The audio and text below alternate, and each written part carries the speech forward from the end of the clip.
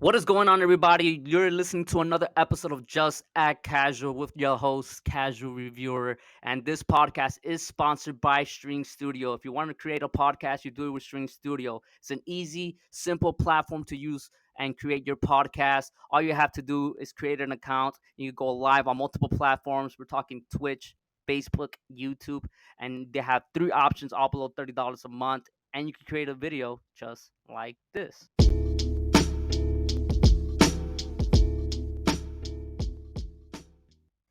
So I have a guest today on the show. He is almost at 1 million views on YouTube. He has 8,000 followers with 1.4 million likes on TikTok. He is a writer slash editor from Mamasgeeky, and this man is only 18 years old. Please help me welcome Aryan P. What's going on, man? What's up? Hi, everyone. This is my first podcast ever, and I'm so excited to be doing on this one specifically. I went through, watched a ton of your stuff, and I'm super excited. This is my first one. I absolutely love what you do, man. Oh man, thank you so much, man. And it means a lot, man. And I watch a lot of your stuff, especially on TikTok. I think one that went particularly viral was when you were breaking down the Spider-Man No Way Home during that era. Mhm. And there was just ever since then I was just hooked. I love your enthusiasm. I love the way you present yourself because you could fool me, man. I like this is no time of disrespect at all, but like, bro, the fact that you're only 18 years old surprises the shit out of me. And Yeah. dude, I am 28 years old, almost 28 years old. And the fact that, like I'm looking up to you, man, because it's like, holy shit, Thank you, thank you, thank you are you. literally, you collaborated with other content creators or at least have an Mhm. association with them. And, the things that you have achieved already is really remarkable, man. So I just want to say thank you for even, coming on the show and giving me your time. Yeah, no problem. I appreciate it. I mean, it's been a very interesting ride. I started like 2 years ago, and so I was just uploading on YouTube, really like thinking nothing of it, because I just like to talk about movies and stuff like that, right? So obviously, it all starts from that core passion. And then I kind of like wasn't talking about it in like a monetization way. Like I was never like I want to do this for a living or anything like that. It was all out of the fun. Then I started waking up early in the morning for those Disney Plus TV shows. I started spending late nights editing, going to the movies. And I kind of realized like if I put in my 100% effort into it at a younger age, then by the time I'm a little bit older, it'll all have paid off and I'll be a little bit more ahead of the game and just stuff like that. So it's definitely driven by a passion. It's harder whenever like not many creators are my age. Like you said, you're 28. A lot of the creators that I know are like 25 and older. The youngest one I know is like 21, I think. And so it kind of is a weird thing whenever you like start to talk to them more and meet up with them and all that kind of stuff. It's like I'm definitely on the younger end of things, but it just makes me more excited for the future and like what the possibilities actually are, you know? Yeah, definitely. I mean, because like you're so young and you're already starting in the game, and you know you're already having those connections. And I love the breakdowns, man. And here's the thing about what I like about you, man, because a lot of content creators, including myself, they really like making videos on what's popping right now. And right now, what's Mhm. popping is comic book movies. But you break down a lot of other type of movies. Like for example, I saw the Babylon reaction with you and Mhm. your friend on the car. And to be honest with you, man, I went to go see Babylon because of your reaction. So Dude. I saw it the first time. I saw it the first time. I'm like, okay, I gotta go check this out because it's like I'm seeing the reviews on, Rotten Tomatoes. Like it's Mhm. not doing that well. It's having a lot of mixed reactions. And then I'm seeing you and then another TikTok creator. I think his name is George. He's like saying like, "Oh, it's one of the best movies of the year." And I'm like, I gotta go Yeah. check this shit out. And I loved it. I loved the freaking movie. I Oh yeah. loved it. Yeah. And you wanna know what I did after I finished watching it? I saw your reaction again, so I could see. Okay, now I understand why you Uh, liked it. So tell me about Babylon, man. Like, what is it about that movie that you love so much? And I'm not really sure. Did it crack your top 10 on your best it movies of did, last it year? did. Funny story, actually. I recorded my top 10 video before Babylon because I wasn't actually planning to watch it before the end of the year. And then I ended up watching it, and it was like top five of the year. Right out of when I walked out of the theater, I was like, dude, it's top five. And then I had to go through and like re-record the whole video. I read initially recorded for like 45 minutes, and then I went through, I shifted everything around, and I finally got the video out. But like, dude, Babylon in general is one of those movies for me that's like, it really is. It was like a life-changing experience I had, and I'm glad I got to experience it with like my best friend in the entire world.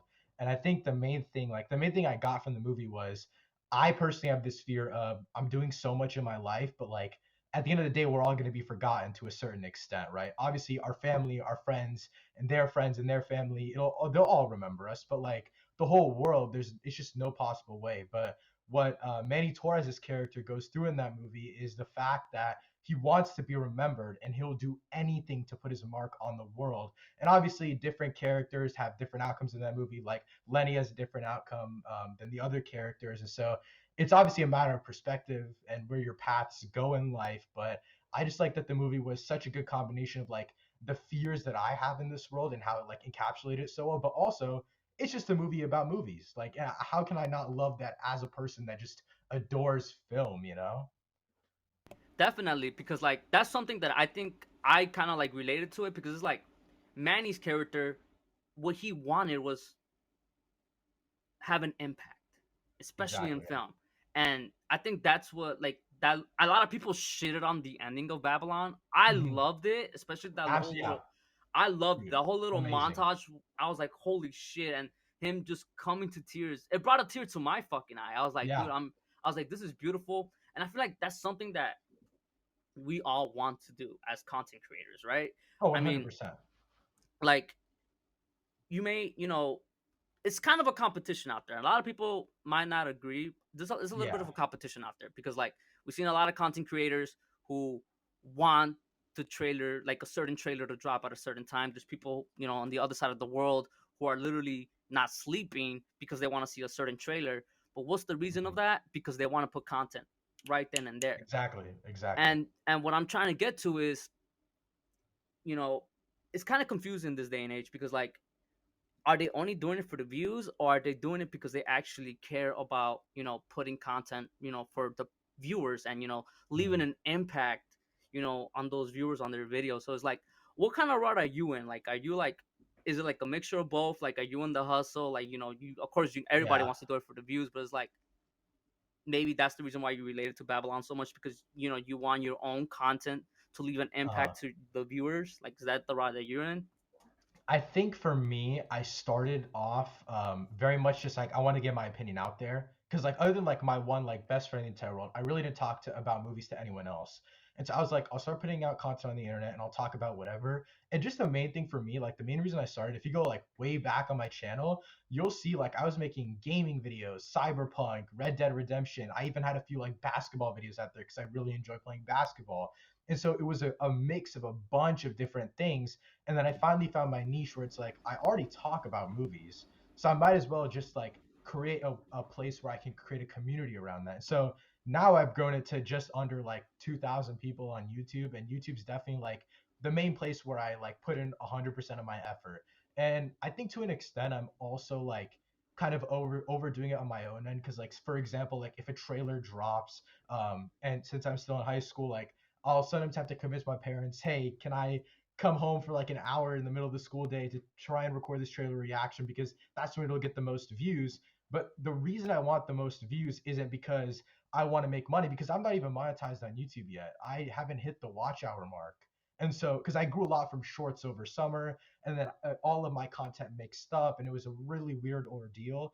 And so, for me right now, even on YouTube, it's not about making money. I haven't made a single dime off of like actual content creation. Like I've done brand deals. Like I've gotten like products sent to me. I've also gotten money from like freelance work because I do videography, photography, video editing.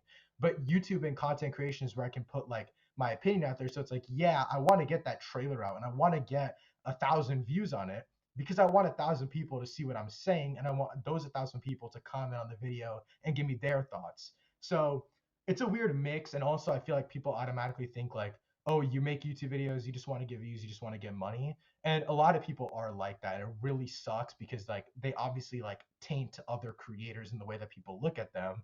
Um, But I don't know. It's just like I've been put in this weird predicament of like I'm not monetized, yet I still have that same exact drive. And maybe when I am monetized, it'll change. Like maybe once I'm monetized, I'm like, okay, now I'm 100% staying home. I'm 100% gonna do this because I'm gonna make money from it. And so obviously there is that potential change in the future. But as of right now, I'm still just doing it for the fun of it and just to get my opinion out there, no matter what it is. Like even if I get something late, even if I watch a movie late, but I really enjoy it, I'll still make a video on it because I just want to talk about it. I think that's at the end of the day. Like I just want to get my opinion out there. Yeah, and that's a really beautiful thing to listen to, because it's like, I'm gonna be honest. Me personally, I always kind of knew, like, I wanted to have a voice. Like, Hmm. like, I'm very insecure when it comes to like being on front of the mic. I mean, being in front of the camera. So most of my videos is, just me doing voiceovers. Hmm. And I learned to, like, I always wanted to have my opinion out there, just like you. Hmm. And of course, everybody wants to be monetized, but I feel like in like right now, like last year, I was only like at 100 followers on TikTok, and then I just like, man, you know what? This is something I want to pursue. Is it too late for me? And I'm like, man, nah. You know what? I gotta take advantage of it. So I just started putting my content out there, and it's something that I enjoy. It's something that I Yeah, enjoy, something that you're passionate about, and once you find that passion, it's like you will do whatever it takes, to achieve, you know, your and goals. exactly, Yeah, exactly. And it's like, if I'm doing this right now, as like, I guess you can say for me, it's like a little side hustle, or like a little side yeah, hobby, because it's like, you know, I, as an adult, I don't really have enough time to like, put in my all. But I feel like yeah. you said, No, I totally understand. Yeah, yeah, like I and feel so like like like when you said, I like, think sorry to like cut you off, yeah, but it's like yeah, no, when no, you yeah. get monetized, it's like that drive is just gonna keep going and Yeah, going and exactly, going. exactly. Yeah, and So, I think that's what's unique about like me being only 18 and doing this. And I've also been doing it for 2 years. It's also I had this thing come up like this past October I went to New York for like my first Comic Con like convention type of thing. I didn't get flown out there, I had to pay for my own ticket, but the whole event was free for me, right? hmm And so there I had met up with like two creators, Cinema Joe and Cine Volpe, and they're both amazing people. I started talking to Cine Volpe a while ago, like just through YouTube comments, we followed each other on Instagram. It was like my first content creator friendship, right? And so when I first met up with them at New York Comic Con, I got to like learn more about them and kind of like their journey to content creation and stuff like that. Because we weren't just talking about like movies all the time. So like I actually got to know them a little bit more. And Joe just started doing full-time content creation, quit his job, all that kind of stuff. And Sydney still works a full-time job, and her content is still absolutely amazing. And so I think it is a big mix of drive, but also the situation you're in. Obviously, I don't know this 100%, but like as an adult, you have other stuff to do. You have a life to live. You have other stuff you have to put in front of content creation. But for me personally, like I'm very blessed. Like my parents are really well off. They've worked really, really hard, and I'm super, super grateful because I literally would never have started YouTube or like started to actually think of it as a job if I didn't know that my parents could actually support me if I failed. I talk to my parents about this all the time, but I had this net to fall back on. So I might as well try to go as high up on the ladder as I can. And so, again, very lucky situation. There's not a day that goes by where I'm not grateful for them. Like, they are absolutely amazing, the best parents I could ever ask for. And whenever we have conversations about like what I want to do in my future and stuff like that, I even actually just told my dad this for the first time, but I used to lie to them. I used to be like, oh yeah, like I want to be a journalist. Like I want to go to college to do journalism. And then that kind of like eased the pressure off me a little bit because that's what movie reviews kind of goes into. And then recently, like I started applying to colleges and I just started getting into some of them. And then I started putting down like what I want to do for my actual major. And I switched it to media production and management because I'm more interested in like videography, editing, all that kind of stuff. Um, and so with that, it's like my whole goal is over the next 4 years while I'm in college, I want to start making YouTube money. I want to start being monetized. I want to make money from content creation, but I also want to continue freelance work. I just started freelance work for some companies in my town, and I've been getting a little bit of money from that. Obviously, it's not a living wage. I'm still in high school, so I'm like more lenient on the fact that like I'm not doing this as a side hustle. Like, and I have support behind me. And I'm just very lucky that I have that. And I feel like if you have that and you have that like creative urge inside of you, pursue it. Do whatever you can if you have the opportunity, because there's a lot of people that don't have that opportunity. And even then, they're still trying to go for it. Like you're working so hard at both things. You're trying to do both things to the best of your ability. And that's honestly all that a creator can ask for is like, even if you can't put 100% of your time into it, even if you can only put 20% of time, that's 20% more than a lot of people that are just saying, I want to do it, but they're not actually doing anything, you know? 100%. That's beautiful to hear, honestly. Like, the sense of gratitude that you have to your family. That's something so remarkable, and that's what's up, man. And Thank you. how is it, you know, as an 18-year-old, how is it that you're managing all these projects? Because it's really time consuming, man. It's really time consuming, and you can really like I'm telling you, I've seen your YouTube videos, and dude, really good editing, by the way. It's Thank you. Thank you. fantastic, and like, how do you manage, with homework? And then I'm pretty sure you're about to graduate in the summer, right? Yeah, yeah. So it's like, how So, the hell do you manage that? How do you deal with the stress? How do you deal with all that? um, I think it's just a lot of like planning ahead of time. So I'm in the IB program at my school, so it's like it's been a lot more work for me these last 4 years. And it's just something that I kind of like. I was making videos even in seventh grade. I have the channel deleted now. It's completely gone off the face of the internet. But me and my friend, we were making like NBA 2K videos, NBA Live, doing game through walkthroughs, all that kind of stuff. Like we were just having fun, right? And that's where I started editing. I always edit. I used to always edit like videos from family trips, and so editing was always the core of everything. Because even if you look back to the videos that are still public on my channel right now, you can notice that like all of the videos are highly edited, no matter what it is, no matter if it's a basketball video, if it's a 2K video, if it's a movie review or a breakdown, whatever. They've always been edited to the best of my ability at that moment, and that's the core of everything. So I was always just wondering, what do I put this editing towards? And so I just recently, like over the last like year, actually discovered like that freelancing was an actual way of income and all that kind of stuff. So that's another thing I've been focusing on. But to answer your question, the main thing I use to organize everything as a high schooler is just a calendar. And even I feel like even a lot of high school students don't understand this. Is like you got to have a calendar. You got to write everything down. Everything that you want to do, just write it down. Whether it's a calendar or just like a notepad of your goals or anything like that, just write it down, make a checklist, and you can get it done. Um, in terms of school, also like I kind of formatted it last year to where like in my school, the program that I'm in, you have to take some classes that are like 1 year long, and then you have an exam at the end of the year to get the diploma, and then you have a few classes that are 2 years long. So I ended up taking a lot of the harder classes last year, which freed up a lot of time this year. And I knew at the beginning of last year inside of myself that I wanted to pursue content creation full time. I literally didn't tell anyone about it at the time. Didn't tell my family. I told some of my friends, but that was pretty much it. And so that's when I like kind of fully started going into it. And around that time, also, my mom was also kind of noticing that, okay, you're putting a lot of time and effort into this. How about I buy you a new microphone, right? How about, I'll give you a little bit of money, you buy some gear for yourself, and make the videos a little bit better and like up the quality, stuff like that. And so once again, super grateful that my parents can even just give me cash like that to go out to Best Buy and buy a new microphone. You know what I mean? Like I'm so grateful for that. And so that, along with the fact that I have my own passion, my mom believes in me, my friends believe in me.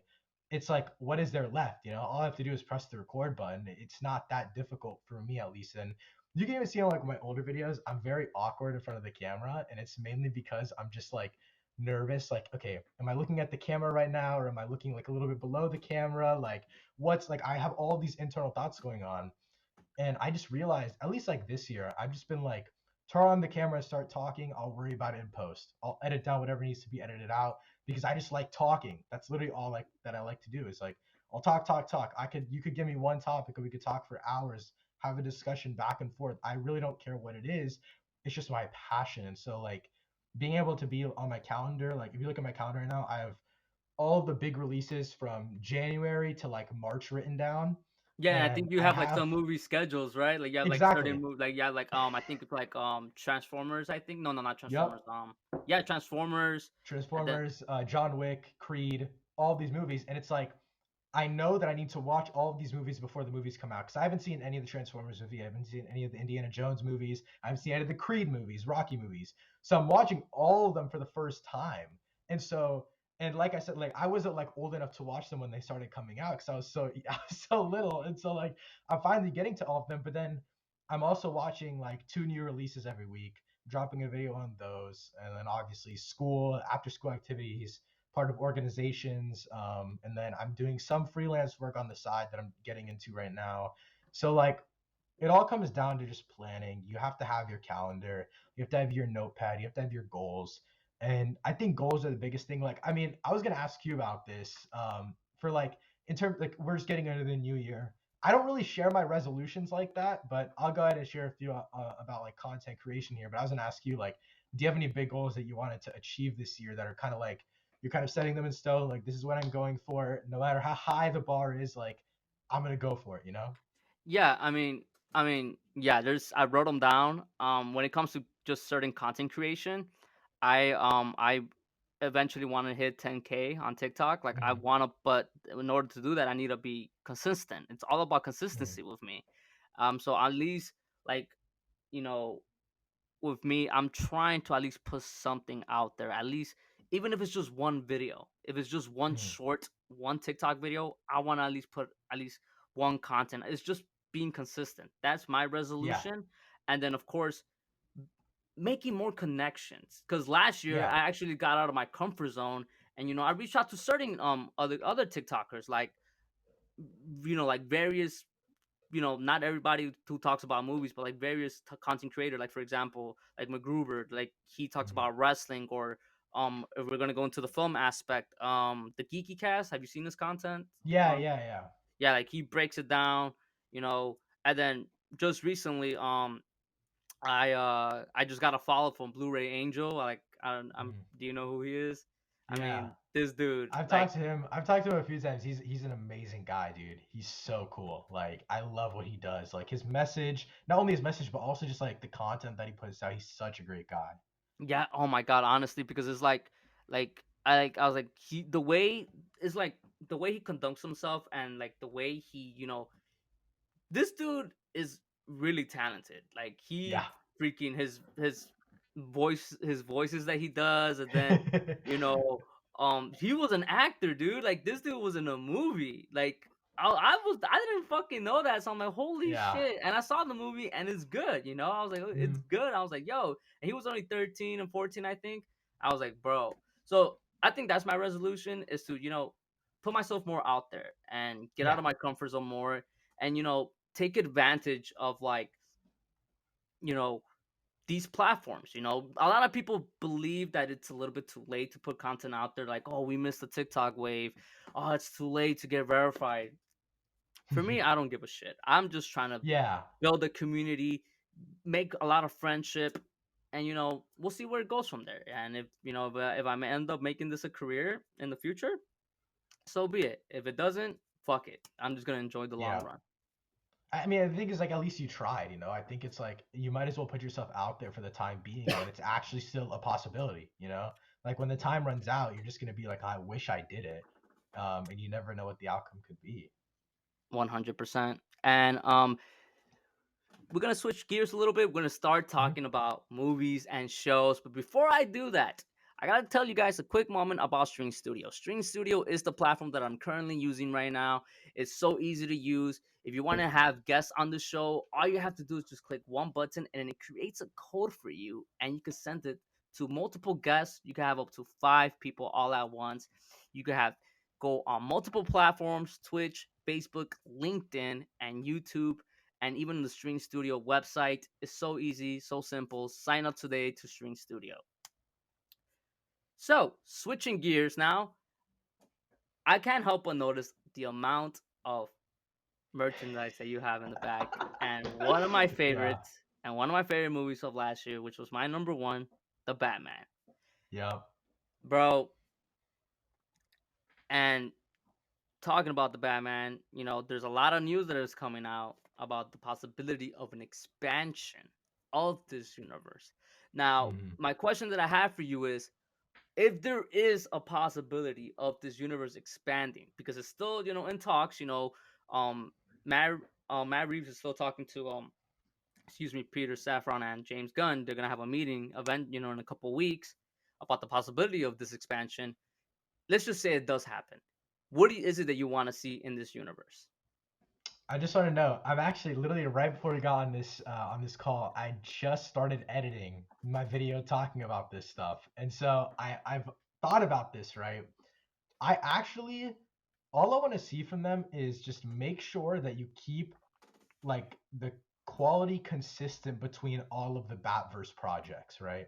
And so everything Matt Reeves is doing, all I hope is that the Penguin Show, whatever, the Scarecrow, Professor Pig, all that kind of stuff, I just want them to make sure that the Gotham feel that we got in the first Batman movie, I want that to be there in the Penguin Show. I want that to be there in the Scarecrow project, Professor Pig project, whether they be movies or shows. I don't want it to feel like the spin-offs are lesser of a quality than like the actual main movies in the universe. Especially if you're using them as like fabric to tie in, because Matt Reeves did also say that the Penguin is tying directly into the Batman too. And so it's like I just want to make sure that they're not messing up on the like the time between projects as well. But like in regards to like other characters, I guess, like other DC characters, like big ones. I don't really want to see any other heroes in the Batman universe. Obviously, like you have your Bat family, like I'd love to see that, but I really don't want to see a Superman. I really don't want to see a Wonder Woman. I don't want to see a Flash, any of that kind of stuff, because I've been a firm believer in this for a while now. Is especially since Batman v Superman. Um, I don't like whenever other more powerful heroes are in the same universe as Batman because it makes Batman look a lot weaker, and it's definitely just a personal thing because I was like 11 or 12 when BVS came out, and I was bored during the whole movie. Like you know how easy, like it should be so simple. Batman versus Superman. You should be able to entertain an 11-year-old, but they somehow failed to do that. I think it's because of the power difference, right? Um, and so that's the main thing. And I just also like in the meeting, like that article, they had also said that like they're gonna figure out just to make sure like none of their stuff collides and like one movie doesn't use Mr. Freeze and the other one uses Mr. Freeze at the same time. Just for, like general audience purposes and stuff like that. And I'm glad they're making sure they talk about all that kind of stuff because, like for example, like my brother, he also watches all of these superhero movies, but like you would definitely get confused if there's two Mr. Freezes and two Batman on the screen at the same time, two Catwoman, two Joker, two Professor, Jim Gordon's, all that kind of stuff. So it's like I'm glad they're collaborating on it, but Matt Reeves still has that independent universe in his hands, you know? Yeah, and I feel like that's a great point because it's like I feel like that's where the Snyderverse kind of dropped the ball because it's like Yeah. there was so many things going around and there was so many people that confused, what was happening. Like for example, when Joaquin Phoenix's Joker came out, Hmm. that was during the time where like Jared Leto was still, I guess you could say, the Joker of the DCEU, and a lot of people were like, "What the hell is happening?" Yeah. And this isn't an assumption. I've seen it like Joe Rogan. He was talking about it. Like, well, what the hell is Yeah. going on in the DC universe? And I feel like that's what happened. It was such a mess. But not the question that I'm asking is, are you feeling optimistic about the future of DC universe? Because it's like, think about it. Could this be messy? Because it's like, I personally, for me, I delete everything, keep the keep Matt Reeves Batman universe intact, keep Yeah. that, and everything else could leave. If Mhm. you had to make me choose, but since like they're still debating, like I'm pretty sure they're gonna have their own Batman. It's like, could it get messy? Could it go back to the way things were, or do you feel Yeah. like you know things could straighten themselves out? Um, I think they're gonna do the different universes just because I think what they're gonna pull off by the end is kind of like an Elseworld storyline type of thing.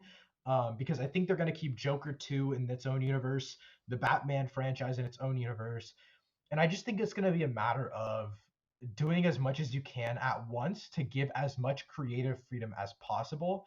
And I talked about this in my video, but it's like a it's like kind of what Marvel is struggling with right now in the multiverse. Because as I mean, I'm a Marvel fan over DC fan any day, every day, right? That's just me personally. I grew up on Marvel mostly, so that's just what I think. But what Marvel is struggling with the multiverse right now is, say for Secret Wars, you have like Kang Dynasty as your like main MCU timeline, like Captain America, She-Hulk, all Captain Marvel, all of them, and then say Secret Wars is like Tobey Maguire, Wolverine, all that kind of stuff, and like they're the leads, and then they come to this universe and they defeat Kang, and say like hypothetically that's the situation. Why the hell should I care about what Tobey Maguire and Wolverine are doing in the other universe? I haven't seen them in like 10 years. What like, and I care for the characters, but I'm saying like on emotional story level, right? But what DC is doing with Elseworlds is that if you can, I have an emotional core with the Batman, I have an emotional core with the Joker, and then we'll have a huge emotional core with the main DC Universe timeline with whatever James Gunn decides to do with his Justice League and all that kind of stuff. And so you have the possibility of having a fleshed out multiverse, which is just crazy to say because like Marvel spent 10 years fleshing out a universe, and it's not to say that like this would be impossible for DC if Marvel didn't do it, because even if DC failed, they learned from their mistakes and are now on the path that they're on with James Gunn. So it would have taken that 10 years of failure. I think Man of Steel is turning like 10 years this year, or it was last year, something like that. So 10 years later, and they're just now starting a new universe up. I'm optimistic just because of the fact that I think an Elseworld sounds really cool. But again, it's DC, right? I have faith in James Gunn, but it's also Warner Brothers. They're selling pretty much everything that they have except for like the DC stuff. They're getting rid of animated stuff on HBO Max to make more money. Like they are scraping at the bottom of the barrel right now, in my opinion. And so it's a case of, can leadership at Warner Brothers Discovery, not DC, leadership at Warner Brothers, can they manage to make all of the DC stuff work? Because you also have to realize, like, as great as all of these multiverse things sound, how are you going to manage to release like DCU movies, the Batman movies, Joker movies, and whatever other worlds they want to like talk about and discover and stuff like that? It's like, how do you release all of those? Like, it's going to take at least 20 years, because you say like two DCU movies a year, one Batman movie every other year, and then a Joker movie comes out not next year, but I think not this year, but I think the year after, 2024. I'm not too sure. But like, how do you balance out all of these releases? So like, yeah, I'm optimistic, but I was also optimistic like 5 years ago, 10 years ago. You know what I mean? Like, I've been optimistic too many times and nothing's happened. But this time, I love Matt Reeves and I love James Gunn, so I have more faith than I did before, I guess. And I feel like I do too, because like I'm James Gunn. I feel like Marvel dropped the ball, Yeah, yeah. momentarily with him, because it's like I get it, right? He said a lot of very very controversial shit in his past, but Hmm. it kind of makes you look kind of bad when you drop a director for his past mistakes, and then you see that DC picks him right back up, and then they're like, oh wait, hold on, come back, and then they hired him again, and Yeah, now that's why James Gunn is in the position that he's in. But where you touch something that I want to go back to, is that you have faith on James Gunn, but it's Warner Brothers, and yeah, James Gunn, we all know he's a fantastic director, but how is he as a CEO? Because hmm, he's like, because right now a lot of people are talking about like it's too much right now for Kevin Feige. Could this be too much for James Gunn to oversee these projects? Because and what I yeah, like about James Gunn is that he gives updates on Twitter. hmm, Like he debunks shit. You could tell that this man is a fan. So that's yeah. the He thing that I like. cares. He fucking cares. And Kevin Feige's he's always been like behind the scenes. Unless he's doing like interviews and stuff. Yeah, But like a lot of people are saying, well, maybe now with this whole multiverse saga is getting too much because there's just so much material, so yeah. many projects that are coming out for him. So it's like, could James Gunn, even though he's just barely starting, could he manage a big I universe think like DC? so. I think so, just because it's also James Gunn and Peter Safran, who Peter Safran is more of a producer. So like, he's more like Kevin Feige than James Gunn actually is in this situation, I feel like. And then you have the creative mind of James Gunn. And then additionally you have whatever other sub universes that they're doing, like Matt Reeves' stuff. It's like, at least the way that Matt Reeves talked about it in that interview with Collider, he's like, oh yeah, we're gonna meet, we're gonna talk about the Batverse, make sure doesn't anything doesn't collide, and then we'll go our separate ways with our universes, and then obviously they'll come back eventually for like an Elseworlds or whatever they plan on doing. Um, and so I think it's just a matter of like, let's go ahead and figure out, let's not collide, but let's make sure that our universes are still separate, but we can do our own thing. So I think that is already a great start. That's already a great start, at least as someone who is a big fan of the Batman. Like, we kind of be like, okay, we want this universe to stay the same. Literally, my first fear whenever they announce like James Gunn is taking over is that, dude, Matt Reeves' universe is wiped. It's gone. That's the first thing I thought of, right? And so like the first thing I was like, dude, it's over. We're all cooked. It's done for. Um, but then no, like James Gunn believes in it, and I'm glad that James Gunn understands that we love the Matt Reeves universe. It was somewhat a box office success. I mean, it made like 700, $800 million in the box office. What, the It was like Batman? the first, yeah, the Batman, Yeah, yeah, it made over 700. I think if I remember correctly, I think it made over 785 million. yeah, I could be wrong. And for those haters out there, because there's some haters out there, and I'm gonna clip yeah, this. There's some haters out there that said, "Oh, the Batman's overrated. It would have never made $1 billion dollars in the box office." Warner Brothers fucked up by releasing the Batman on yeah. HBO They Max messed up literally completely. a Yeah, that was month. stupid. That So was stupid. fucking stupid. It's like, bro, what are you doing? And And on and the top of that, and I like Zack honestly, bro, Snyder, and I yeah, honestly believe Zack the Snyder. Batman would have cracked $1 billion. Exactly. I think it would have. And additionally, Zack Snyder absolutely tainted the image of Batman. Like, let's be honest here. Like he made a killing, gruesome Batman. It's like it's his iteration. Let him do whatever he wants with the character. That's not my problem, right?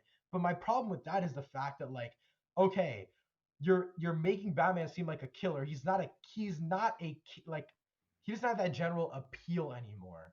And we see that even further in Zack Snyder's Justice League, where he is such a dark character. And yes, he has. I actually rewatched Zack Snyder's Justice League for the first time in a very long time this like last month. And like, yeah, he has this great arc about hope and faith and all that kind of stuff. But that's not what you put in theaters. That is not what you put in theaters at all. And so you go from an absolutely killing maniac Batman to noir detective Batman that has like a sense of like fearing protecting Gotham because of the way he goes about it. And it's definitely a more personal story. And also, Batman didn't even get a solo movie. It was Batman v Superman. So it's like you don't have the like Zack's. Okay, I don't want to like talk too much about Zack Snyder fans because they're definitely like, you know what I mean. Let But me cut you. Then you know what? I'll take the fucking heat because I freaking literally have been saying this for throughout the whole year. Zack Snyder fans are literally the worst, and I'm sorry. And it's dude, not they Zack suck. Snyder himself. Oh yeah, He's, I he's fucking amazing. I feel for him, man. Like he got fucked over crazy. Mm-hmm. Me personally, though, I'm not a fan of his DC movies. I'm not a fan of the Snyderverse. I am Mm-hmm. happy if because it's still not confirmed until James Gunn comes out and says it. Me personally, if there's the huge possibility of the Snyderverse being completely erased, I am happy because it's Same. extremely overrated. I do not see the appeal of it. The minute that you said Batman versus Superman was boring, I'm like, dude, yes. And Yeah. there's people who make an argument about it, and there's some other content creators who are like, oh well, Zack Snyder, he's he puts out the most visual, he has one of the best cinematography. That's 100% true. You're Yeah. fine, but that's all you got. That's all you Yeah, got with me. like where's story? Where's story? Where's characters that I care about? Like where's all this other stuff? And I also think it's just a matter of like it was a weird position for DC and Warner Brothers where it's like Zack Snyder might have been like the absolute worst person you could have picked to start your universe because he has such a distinct style. And that's not a bad thing when he's doing his own movies. For example, Army of the Dead. He has a great visual style. It fits so well into that movie, those characters, that style. But in the DC universe, if you're trying to expand over 10 years, doing what Marvel is doing, which is what they were trying to do, if you're trying to do what Marvel is doing, you cannot have a director with that distinct of a style, especially to start off your universe. Now, James Gunn has a pretty distinct style compared to other MCU directors, but he wasn't the first director. So when he comes out with Guardians of the Galaxy in like phase 3 of the MCU, we already have enough to gauge like, okay, this is the main tone of the universe. James Gunn did something a little bit different, and they implemented that style into Infinity War and Endgame because they understood that that works. But You start your universe off with Zack Snyder, you even see Wonder Woman, a Patty Jenkins movie produced by Zack Snyder, still has the same exact tone, the same exact feel. Wonder Woman is like the only movie in the DC universe that I actually mess with. Like I enjoy that movie.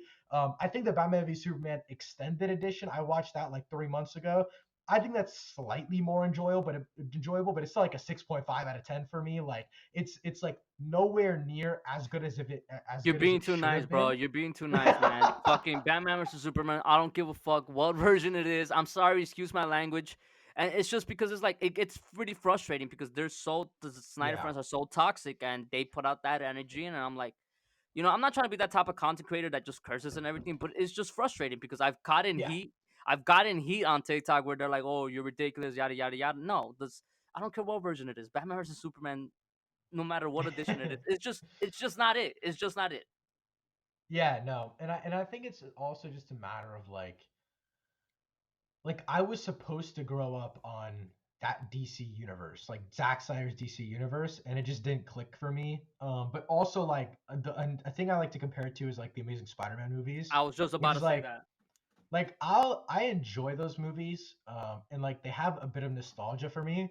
But honestly, the Tobey Maguire movies have more nostalgia for me. Like Spider-Man 2 came out the year I was born, so I didn't watch it until I was like 3 or 4 years old, and like that was the first super movie I ever watched, all that kind of stuff.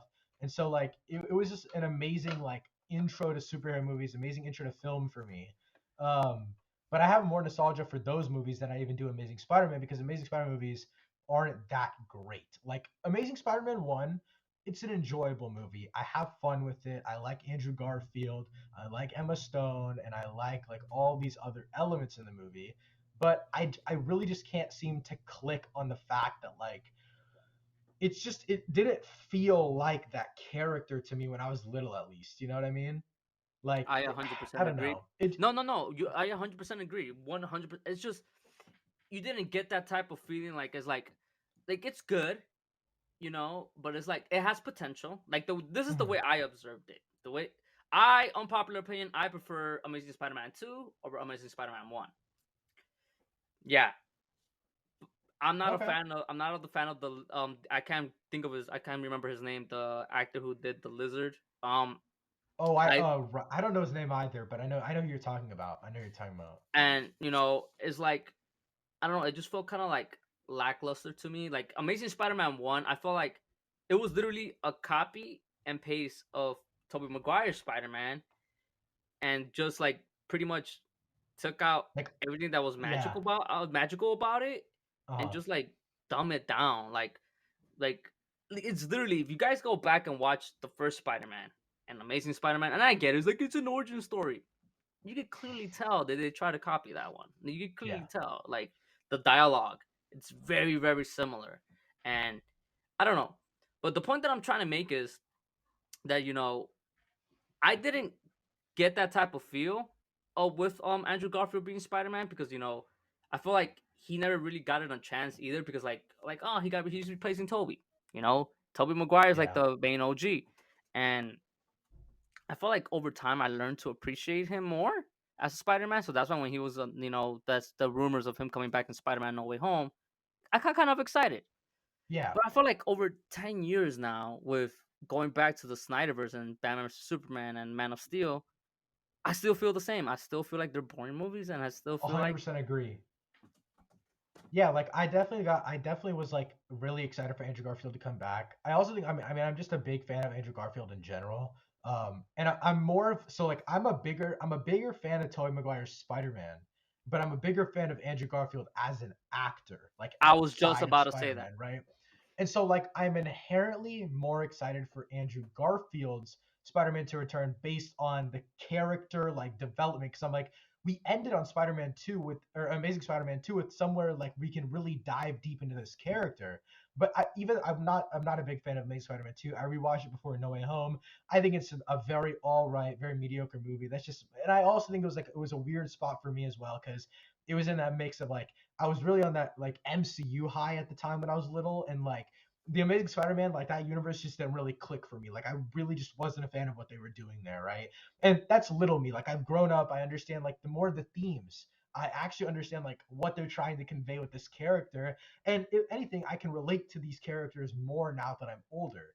And so like I really can appreciate that, but I still just find it very lackluster in the sense that like I just like I never find the urge to go back and rewatch Amazing Spider-Man movies. I'll always go back. I rewatched the Raimi trilogy like 3 times last year because they were on Netflix. I had the DVDs. Like I'll always just put them on. They're kind of like comfort movies for me.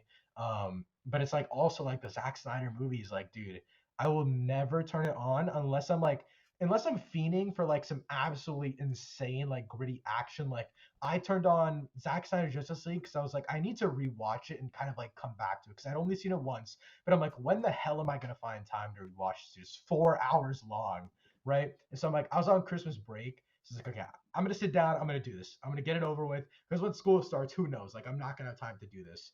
So I sit down for 4 hours, watch it straight. Initially, I was like, I'm gonna split it up into 2 parts, but it was actually entertaining. And then I get to the end of the movie and I'm like, oh, was that 4 hours really worth my time? Because I'm never seeing any of these characters again. And you spend 25 minutes at the end of this movie setting literally everything up, and it just, where does it go? Nowhere, because we're not seeing these people again, you know? 100%. I agree. Finally, dude. It's like bro, it's so hard. I'm telling you, it's so hard. Like I'm not really good with like expressing. I have to write my shit down. But you're just like a Yeah, phenomenal speaker, and the way you thank explain you. it's like, oh my god, I could literally just copy and paste everything you just said. But it's true though. It's 100% Yeah, true. Like everybody was bitching and moaning about the Snyderverse to come back or the Snyder cut to be released, and they finally got it. And for me, it didn't live up to the hype. I've seen same, it yeah. once. I was like, and people were like, "Oh, well, yeah, it's completely different than the Josh. What's his name? Joss Whedon cut, yeah. Yeah, it's like, bro, I don't care.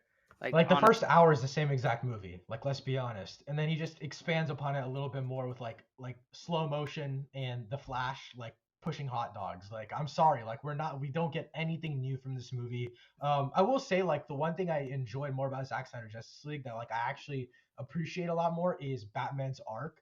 But it's like Batman's arc in BVS is so bad that it's like why do I care about where he goes from there? So 100. it's really like you have to pick and choose, which at least for me, I have to pick and choose what I like about the Snyderverse.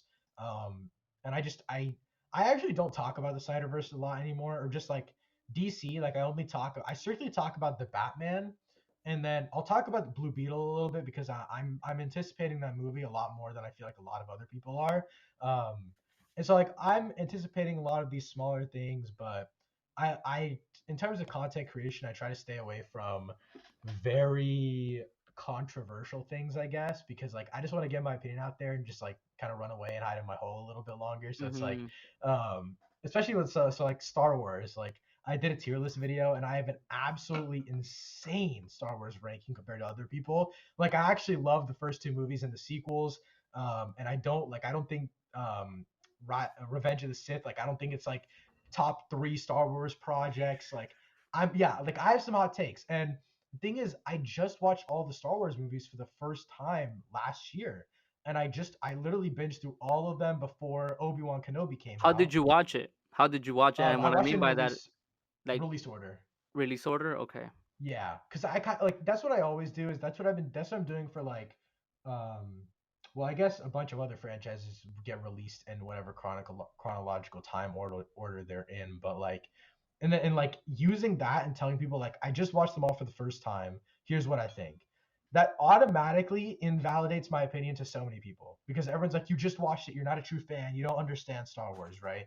But for me personally, and I talked to my friends about this as well. It's like I feel like I now have a sense of like giving these movies an opinion without nostalgia being a factor. Like I can talk about these movies without the prequels being the movies that I grew up on. And so like even like a lot of like one of my cousins, he watches a lot of movies as well. We talk about Star Wars all the time. And he absolutely loves the prequels, especially Revenge of the Sith, obviously. And like we've talked about it a lot, and like I noticed like anytime I used to over to his house when I was younger, he would always have Revenge of the Sith on. Like that was his comfort movie. Like mine is the Spider-Man movies from Raimi. His comfort movies are the prequels. And so it's also a sense of like what is nostalgia for you and what isn't. And a lot of these people that are fans of the Snyderverse, a lot of it is nostalgia because that's the first Batman that they really had. That's the first on-screen Superman that they really had, and they could they're taking whatever they can get. They got a dark, gritty version of Superman. They're not going to complain because they got Superman. And so I think it's a mix of both things. And I think obviously everyone can have their own opinion, but um, I think nostalgia is a very big blinding factor, especially nowadays for content creators, because we were the perfect ages whenever all these like older pieces of content started coming out, and now they're like bringing it all back for like reboots and cameos and all that kind of stuff. And so like we're the perfect time and content creation for all of these like flashbacks and all that kind of stuff, where it's like now we're going to talk about the Amazing Spider-Man and what we think of that movie, what we thought of them back in 2012, and compare and fight and argue and all that kind of stuff, you know? Yeah, definitely. And I feel like um that kind of plays into the factor of like not plays into the factor. What I'm trying to say is like it's very similar to how I felt with Top Gun Maverick, because I've never seen Top Gun, the original Top Gun. Yeah, neither have I. I've never seen it, and then I was like, okay, it's about to come out. There's a lot of hype in it, and a lot of people are like, oh, it's one of the best movies I've ever seen. I can't believe, part two is gonna come out. All the old heads, and excuse me, but yes, that is, that's the term that I use. But like, um, and I'm like, well, I gotta check out the original Top Gun, and it was okay. I was like, it's all Yeah. right. I, And I then I haven't seen it in full. I yeah, couldn't sit through it, dude. yeah, I was like, and then I saw Top Gun Maverick, and then I feel like that movie's a perfect example of how to use nostalgia and implement it into new storytelling. Like, Yeah. like, holy shit, that movie was an experience, and if it wasn't for the Batman, that would have been my number one movie from last year. Like, it was Yeah. that good, and it's like now I feel like you know it's a smart business move, right? Because it's like they use nostalgia to get all the younger audience and all the people who grew up watching the original content. Like right now, for example, I'm a huge That 70 Shows fan, and that 90 show Mhm. is about to premiere next week. I don't like. I'm hoping that it's a great show, but I'm Yeah. not anticipating it, to be as fantastic as that 70 show, because it's like Yeah. if they're just gonna use nostalgia just to get us all here, and then you're just gonna give us shit, Yeah. don't even make it. I think it's a I think it's a big problem in Hollywood right now, with just like the whole They're like running out of nostalgia ideas. thing. Yeah. But also for me, like absolutely love Top Gun Maverick. I think it's like my top four or something like that of the year. It's or no, top five. It's right below Banshees of the Inisherin, Everything Everywhere, and RRR and the Batman, obviously. Um, and so like I love that movie. I'm gonna be honest, I didn't watch Top Gun Maverick. I didn't watch Top Gun before. I just couldn't sit through it, right? At the end of the movie, at the end of Top Gun Maverick, I was almost in tears. Like it was still so emotional for me, even though I didn't even watch the first movie. And it's like that's how you write a phenomenal movie. And like I don't know if a lot of people will like this example, but like Avatar: The Way of Water, right? I watched Avatar 2009 for the first time in September. It got re-released in IMAX 3D all across the US. So I went to go watch. I was like, screw it, I'll watch it before Way of Water. I went to watch it. It's an all right movie. It's nothing spectacular. Visuals are great, but the story, it's whatever, right? I go to watch Avatar: The Way of Water. Instantly, I'm blown away by the visuals. I think all of us were, right? It's an amazing looking movie. But then you kind of watch the movie and you're like, James Cameron really elevated the thematic elements. You have this thematic element of fatherhood, family, like travel, like keeping everyone safe. You might have to run away to keep your family safe, but now you know like where your actual home is, where you'll stay for the like who your people are, stuff like that. And I think that's like obviously that wasn't baited for nostalgia, but I feel like the general discourse around like future Avatar movies, like 10 plus years later, automatically you're thinking, okay, like you said, all the old heads are gonna go watch the movie. It's not gonna make that much money because the new kids aren't gonna go watch it. It's at 1.9 billion in the box office. I'm pretty sure 1.8, right? So it's Right like now? people, yeah, right. It's at 1.8 right now, I Holy think. shit. Yeah, it's almost at two, and there's still like I'm pretty sure there's still gonna be like 1 or 2 months left of it being in theaters, maybe even more. Um, and so it's like Avatar also had a perfect blend of, you have perfect elements from the first movie that you keep. You have the world, you have some characters that were already there that are already amazing. You don't change those. But with the new characters you introduce, you also make sure you bring in new themes, new ideas, and new storytelling that keeps you engaged. Another example, Spider-Man No Way Home. I absolutely love the movie, and I absolutely love what they do with Andrew Garfield and Tobey Maguire. My friend, who was also in the Babylon video that we had mentioned earlier, he didn't really like think that the Tobey Maguire and Andrew Garfield stuff was that purposeful. He liked that they were there for a moment and that they influenced Tom's Spider-Man, but he thinks that they should have gone back to the universe after, and Tom should have had the whole final thing by himself. Now, for me, it was more of, and obviously, you need more rewrites for that, all that kind of stuff. But from a conceptual idea, I understand where he's coming from. But for me, it's a perfect mix of, you have nostalgic moments, you have these great character interactions, like that Doctor Octopus one and Tobey Maguire one, where he says "the power of the sun in my hand." It's amazing. Made me cry every single time I saw it in theaters, which is over like 6 times, dude. It was insane. But nevertheless, Hey, I'm right like, there with you. I saw it 5 times. yeah, dude. And the thing is, like, it's so captivating to keep going back for more, because you're just like, at least for me, I just didn't believe it was real. Like, Mhm. how do you make this? Like, how do you write this so well? And it's not a perfect movie. There's definitely, like, at least for me, I love to look at stuff from like a film, like cinematography, color grading, all that kind of stuff. Because again, I have a core in editing. And so, like, for me, that's a big part of it. Shot composition, all that kind of stuff. It's like Spider-Man No Way Home was definitely lacking in that area. And like a movie like Avatar was definitely still more creatively flowing than Spider-Man No Way Home. But like when you look back at Spider-Man No Way Home, they implemented these characters so well, so I can't complain. Yeah, 100%. And the thing for me, when I saw Avatar, when I saw the first Avatar, I saw it when it came out back in 2009, Mm-hmm. and I was going on word of mouth. It's one of the best movies I've ever seen. The visuals are fantastic. I went to go see it, and I was like, this is this is Pocahontas. If you kind of think Yeah, about it, I'm like, yeah, yeah, literally, I'm yeah. like, bro, this is Pocahontas, and then I'm like, it's not a bad movie, but I fucking hate the hype that it's getting, and I'm like it's not the greatest movie of all time. It could be the most successful one, but it's not the greatest movie of all time, and that's where a lot of people were painting this picture. So when Avatar: The Way of Water was coming out, I went on this whole uh press run, basically, like just like, hey, don't get your hopes up, don't get your hopes Yeah, up. And then I saw it, and I'm like, James Cameron shut me up.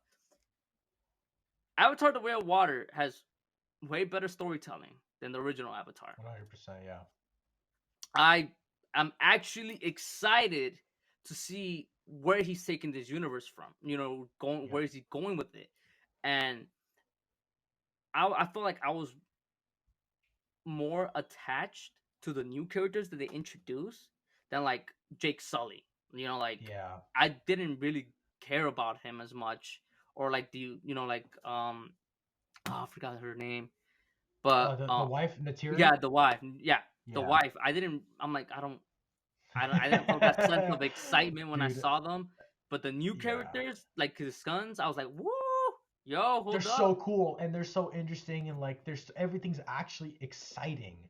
Like I don't understand, like, dude, like I don't know where this energy was in the first movie for James Cameron, where it's like maybe he was just too busy setting up the world, maybe he didn't have his priorities straight. But in this one, he managed to do it. I don't know what changed in the writers room, like And he did it. he was doing this. He was pretty much doing the same thing here too. Like he was because he's kind of like it's like a reintroduction into the world of Pandora, Yeah. and he's actually like reintroducing these characters. Like, hey, just remember, like these are the characters from back in 2009, but Mhm. now it's just like, hey, y'all must have forgot. Yeah. So he's doing that, and yet he was able to give us such a way better story. But the only flaw that I did saw, the only flaw that I do see in Avatar: The Way of Water is that he kind of did it. He overdid it with the visuals. Like there were some scenes that like I get it, right? It's visually beautiful. Like it was like it's 3 hours long. Like Mhm. you're trying to get a sense of how it is to be in the world of Pandora and then underwater. But I feel like he kind of overdid it too much. Like I feel like it didn't need to be 3 hours, and I'm kind Yeah. of and I'm kind of worried that he's just gonna keep overdoing it because apparently he wants like an I think there's like an 8 hour cut for Avatar Yeah, of the 3 third or one, he something. like turned in like a 9 hour cut, which is insane. But it's like, at least for me, like, my biggest flaw for The Way of Water was probably like, at least, so I just rewatched it earlier this week because I got invited to like, dude, there's like this massive theater in my town, and like I'd never seen it in that theater. I really wanted to go watch it there, and so they invited me. I was like, dude, for free, I'm coming in. I'll watch it. I'll watch it for free, dude. I don't mind.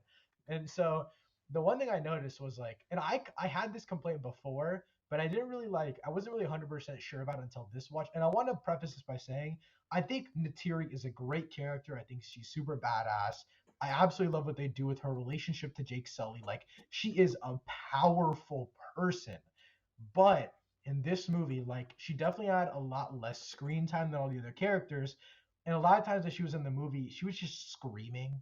Like, the thing is, I understand the whole, like, that's who her character is. She's a lot more of a, like, I don't know if this is a She was more of a disrespectful thing to mother say, here. but like, yeah, she was definitely more of like she didn't feel as much of her own character. She wasn't badass in her own ways. And like, that's not to say like the final battle, dude, she was going off. Like, she was shooting people with arrows, picking them out of the people and then shooting them again. She shot people like through bodies. Like, it was wild. But I'm just saying, like, the setup to her character in this movie, I definitely felt like it was lackluster. And in my opinion, in a 3 hour movie, no character should be lackluster. And I also agree with you on the sentiment that the visuals definitely felt like elongated just because, like, just to make it look more beautiful and beautiful and beautiful. And I totally get that. And I agree to an extent. I still feel like it should have been 3 hours, but they should have spent those 3 hours on a different thing. You know what I mean? Well, Like, yes. instead of like showing like the whale for like 45 extra seconds, extend a scene between Natiri and Jake and like kind of help us understand Natiri's character a little bit more. So it's a sense of placing your runtime in a little bit more of an important area. And I'm more excited, honestly, for James Cameron to expand the runtime of the movies if he does, which I doubt like they'll let him do that. But like, if you give me a 3 hour and 30 minute movie, I don't honestly, I'm someone, this might be a hot take. I'm someone that'll sit in a movie theater for 4 or 5 hours if the movie's that good. If a movie is good, I will sit there for as long as I And need if to it's for worth it, someone to right? tell the story. Yeah. And it's like, I think a lot of times like people also say like the Batman, for example, we were talking about that earlier. It's like it's 3 hours, but it's entertaining for 3 hours straight.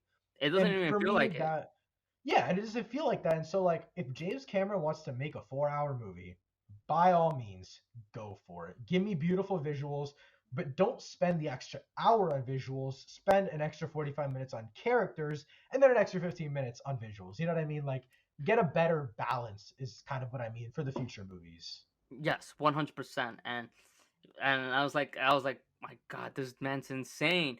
And but he's like he's literally insane. His ego, like, it's like through the roof, and but he's Dude. proven it, man. But Yeah. he's And proven the a thing is, lot of people wrong.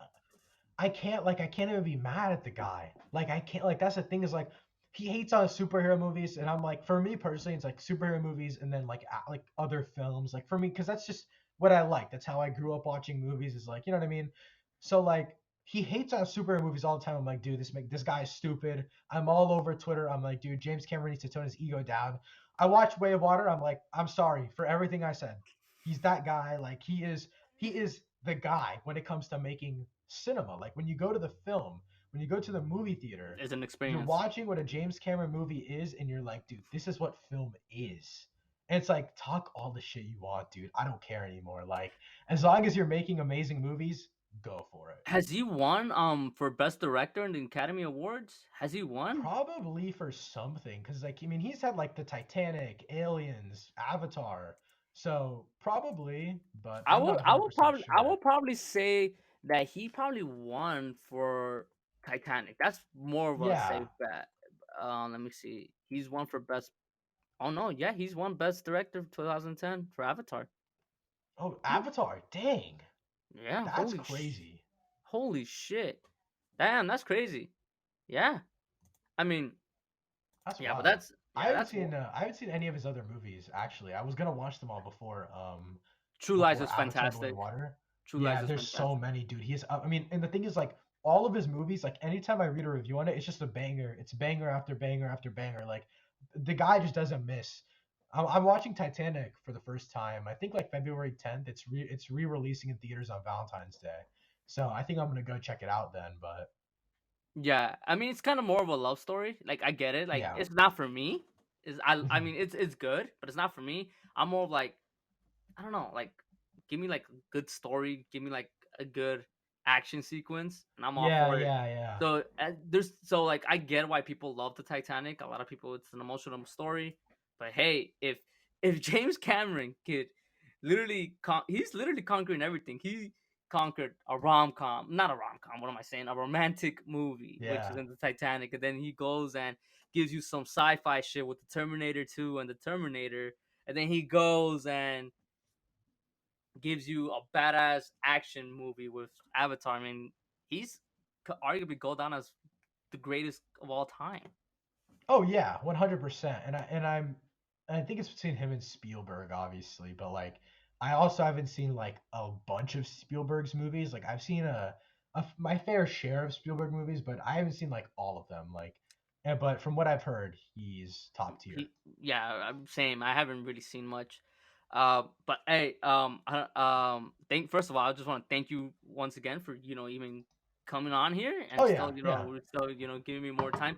A couple last questions. What is one of the most anticipated projects, and which one are you more excited for? Which one are you more excited that's coming out this year? Because obviously in a couple weeks we have Ant-Man Quantumania, Yeah. and that trailer's oh my god. Epic. Epic, A- dude. And I believe you said top five MCU movies incoming or something like that. Oh, Along those lines. 100%. You think so? 100%, dude. 100%, bro. I mean, I'm an avid believer that the first Ant-Man movie is quite possibly one of the most underrated movies of all time, but also like one of the most underrated superhero movies, all that kind of stuff. Like, I believe that the movie is so underrated and it never gets any credit for how good it is because it's a basic story. But as I've said multiple times, it's even if it's a basic story, but it's executed to perfection, I will absolutely love it. That's just me though, you Ant know. Man's gonna go down as one of the most underrated trilogies of all time in Yeah. the MCU because it's like Ant Man was great. Ant Man 2 was it was a little bit slow paced, but Yeah. and I feel like with Quantumania, just its trailer itself already solidified that it's gonna be the best out of the three, and I Mm. got some heat for this, but like I said, Ant Man will have a better trilogy than Iron Man. Honestly, I could see that. I'm not the biggest fan of Iron Man 2 and 3. So I could actually see that. I mean, I'll probably end up believing that to be honest, because I And think better than Quantumania will be Thor's. top five. Yeah, and by far, yeah, 100%. I mean, dude, the Thor movies are so. I actually rewatched Thor 1 and 2 before what's it called? Love Love and and Thunder Thunder. came out. Yeah, and like one is actually a great movie, but two is so bad. Like two is horrendous. It's actually one of the worst movies I think I've ever seen. Like I not just a bad superhero movie, like just in general, it's so bad, dude. I feel the same. I feel the same for both. I think one and two are the worst comic book movies I've ever seen. The way that they made Chris Hemsworth look, and then the weird camera angles and stuff, like they Yeah, were overdoing it too much. But yeah, I mean, Ant-Man. I mean, going back to Ant-Man, I mean, Kang, that boy's a beast. dude, He was giving he's them gonna be a Kree menace. punches, them Yeah, Kree. I was like, yo, because yeah. Jonathan Majors, man, God, I feel like he's gonna solidify himself as the best villain over Thanos. Oh, 100%. Yeah. I mean, and the thing is, he's playing like three, four different versions of Kang by the time Secret Wars is over. So it's like he's gonna have like 10 times more development than Thanos. He's gonna have like 10 times more screen time than Thanos. It's gonna be epic, dude. Like as someone who's been a big Marvel defender since Phase 4 started, like I've been the guy that's just like haven't given up because I've enjoyed all of these projects. Like even a lot of my friends that I talk to is like they just don't enjoy what Marvel's putting out. It's like I'm a superhero fan at heart. Like even a freaking Ironheart series is gonna have me excited because I love seeing superheroes. Like I don't care what it is. It's just superheroes. Like obviously there's things that aren't that great that I don't enjoy, like Captain Marvel, right? I don't love that movie. But I enjoy some of the action. I enjoy some of like the creative aspects of the movie.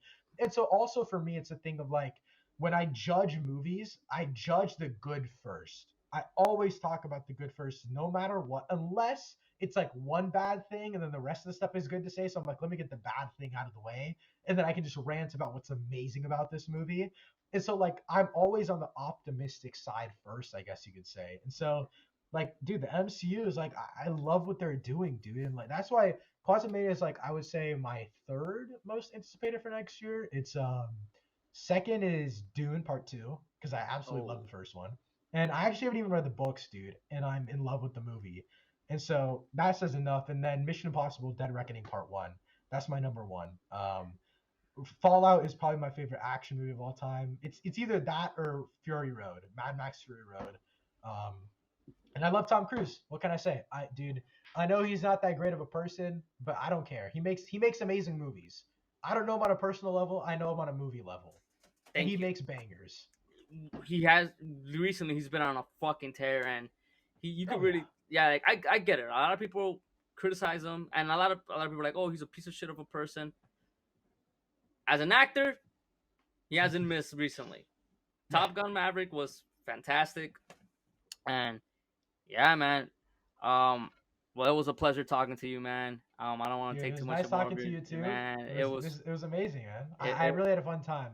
man, same, and hopefully we get to do it again because I Yeah, I would enjoy love to. I enjoy talking with you. I learned so much, and just the fact that you're only 18 years old and you know so goddamn much. Holy fuck, dude, man. I Thank mean, you, thank it's you. honestly like remarkable scene, and you have something, man. You just keep going. I know you're gonna make it far, and I know eventually, we're gonna be talking about you as one of the top creators on TikTok. I'm telling you, bro. You just gotta keep going, man. I know it. Thank you. Thank you. I And appreciate it. And you as well, man. I love what you're doing and thank you for having me on. I'm very excited to see your future, obviously, when it comes to not just this podcast, but your TikTok, all of your other social stuff. So I'm very excited and hopefully we can collaborate again in the future because that would be amazing. 100%, brother. And hopefully, we can have more conversations. Because trust me, there's so many topics. Like I have a whole list. I'm telling you, there's so many topics. I just don't want to take too much of your time. And we could probably, see we could schedule probably even 2 hour podcast episode Oh because it's yeah, yeah. 100%, dude. 100%. There's so many topics. So eventually, we'll keep based on that. But everybody who's listening, thank you once again for listening to Just Act Casual. And do you want to give out your social media platforms before we go?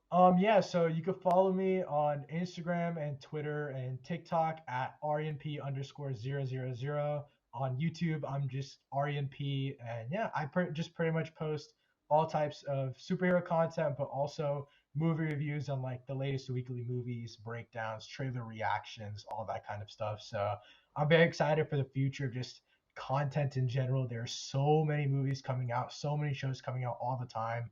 So again, and also if you guys ever want to start being a content creator, this is the perfect time. Like we're literally living in the age where you can cover quite literally anything you want, and someone on the internet will listen. Whether it's one person, 5 people, 10 people, or 100,000 people, there's always someone there. And just trust me, I literally used to get like 5 views a video. So it's it takes a while, but literally anyone can do it, in my opinion. 100%. Take it from me, starting late in the game, and I'm out here, and I consider this guy now a friend. He's cool as fuck, Yeah. Thank you. So yeah, so we're gonna definitely you're gonna definitely gonna be seeing us together talking more here on the podcast. Yeah. But definitely, everyone stay safe. Don't be discouraged. Make some content out there. Perfect timing, and we'll see you on the next one. Hey, I'm gonna give you a call right now through IG. Yeah. So we'll be in touch. Everybody stay safe. Thank you for listening.